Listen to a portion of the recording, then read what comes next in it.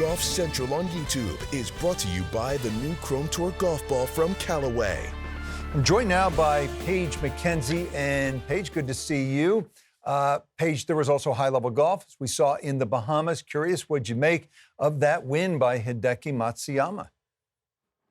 Pretty extraordinary. And I, like you, am old enough, Rich, to remember when the silly season was what December was known for. But you mentioned it, great golf across the world. And I'm wondering if we need to reframe December, because world number one Scottie Scheffler mentioned that this felt more like the beginning of next season than the end of the 2025 season. And we certainly saw some good golf.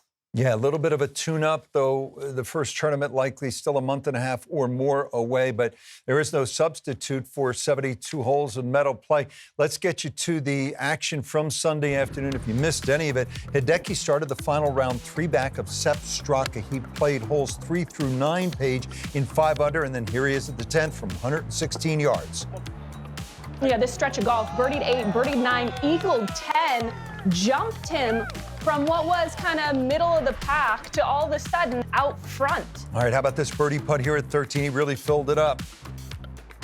He did. It was an extraordinary performance on this back nine when he got onto a run. And it was a bit of an opposite story for that final group. The Scottie Scheffler Sepp Straka group was treading water as the Alex Noren and Hideki Matsuyama group were making a charge. This from Alex Noren on the 16th, and he's walking it in. So Hideki, par 3 17th from 10 feet for birdie. It was a great approach to this point, but this is the weakness of his game. If you were to point one out, tends to be outside the top 100 in that strokes gained putting. So a missed opportunity from Hideki, and Alex Noren now to tie the lead. That's clutch right there.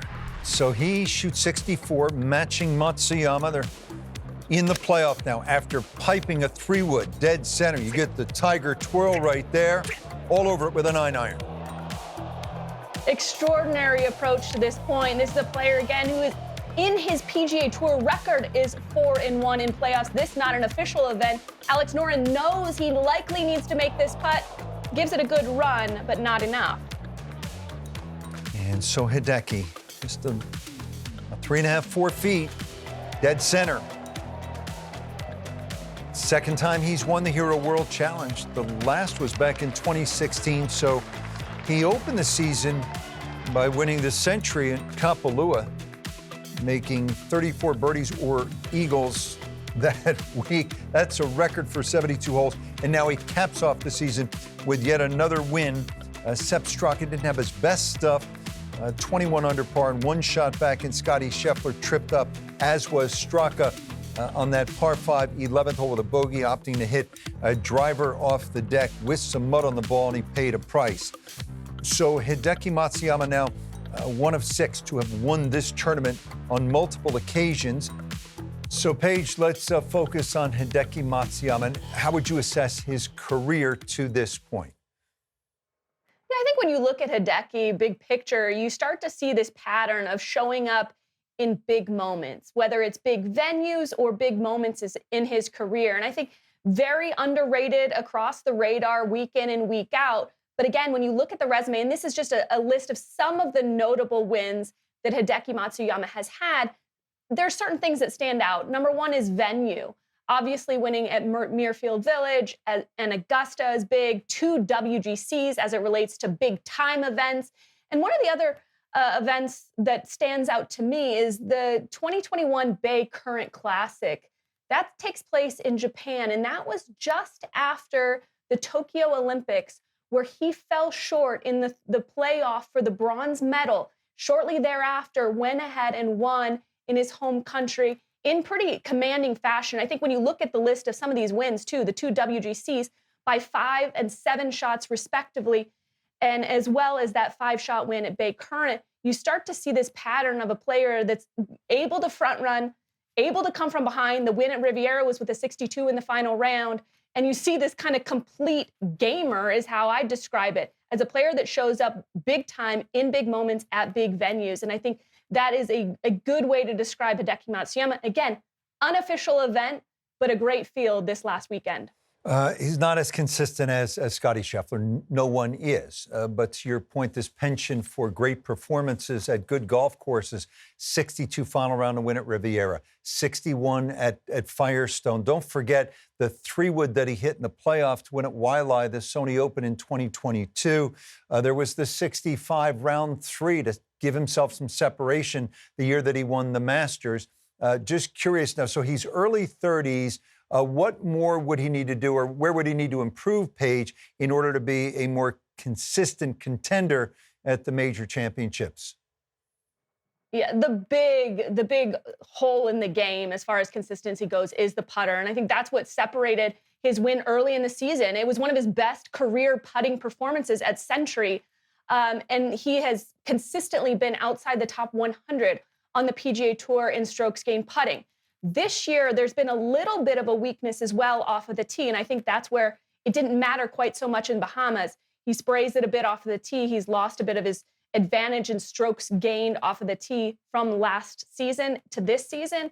But the putter is the big sticking point as it relates to consistency and seeing him more consistently in the top 5, top 10, and contending for wins. All right, now to the guy that he beat in that playoff, who has had a bit of a resurgence in his early 40s, and that is Alex Noren.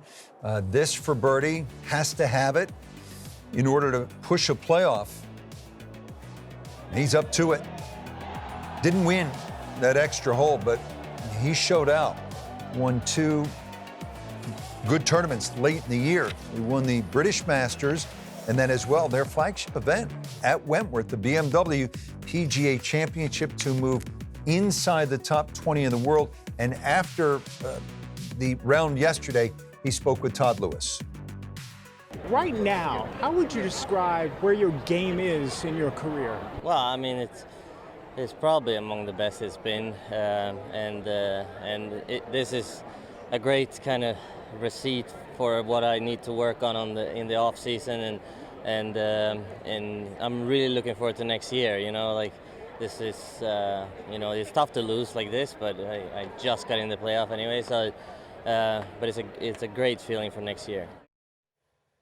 He has not yet won on the PGA Tour, but Paige, he has 12 Ws on the DP World Tour. What's behind the sort of renaissance for Alex Noren into his early 40s? Well, when I was looking at what has changed over the last couple of years, and remember, he was out for 6 months with a hamstring injury at the end of last season through the beginning part of this season. So it is a little bit of a reduced sample size. What's been remarkable is the improvement in his iron play, in his greens and regulation statistics. Going back 2 years ago when he was playing primarily on the PGA Tour, he was only hitting 66% of his greens and regulation. Last year on the DP World Tour, 72%. This year, he leads the DP World Tour at almost 77% of his greens and regulation. That's a market improvement for a player in their 40s who's trying to maybe reinvent themselves, or as you mentioned, a renaissance in his career. Remember, he was a top 10 player back in 2017 when he last won the BMW Championship. That is a big event on the DP World Tour that he won once again this year. And I think that kind of reasserted himself. Yes, he he broke his 7-year drought with the British Masters, but this is kind of the pinnacle of, or at least a flagship event on the DP World Tour. So a huge event for Alex Noren. So in combination with the good ball striking, he's always had a very consistent putter in the bag, and I think that's what we're seeing is a little bit of a sharpening up of the skills coming into the green.